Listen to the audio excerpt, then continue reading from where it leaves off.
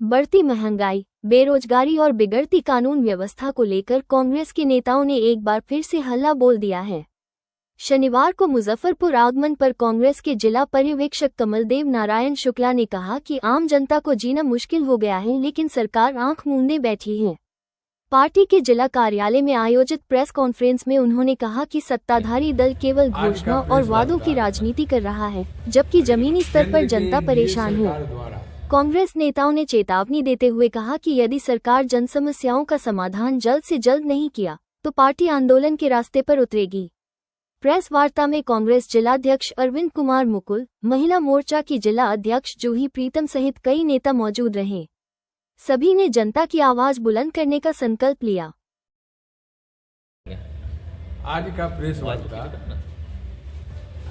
केंद्र के एनडीए सरकार द्वारा जो सत्ता में आने के बाद विभिन्न कार्यक्रमों का नाम बदलने का जो सिलसिला शुरू है, उस चपेट में मनरेगा भी आ गया है, इसी के खिलाफ है।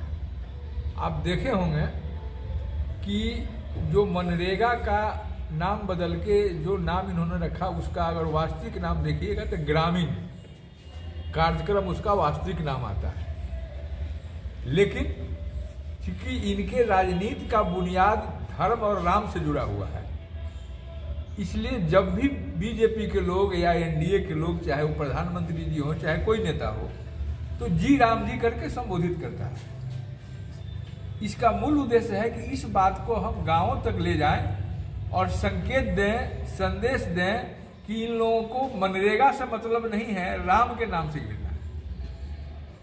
जबकि मेरा पहला आरोप है कि मनरेगा एक ऐसा कार्यक्रम था जो आम लोगों को राइट टू एम्प्लॉयमेंट, रोजगार का संवैधानिक अधिकार देता था, और उस संवैधानिक अधिकार के तहत राज्यों की हिस्सेदारी काफी नगण्य थी, 10% था, और 100 दिन के रोजगार की गारंटी थी। अगर आप नहीं देते हैं तो संवैधानिक अधिकार था कि आपके लेने के लिए, उसका मुआवजा लेने के लिए वो आप पर कार्रवाई करवाए।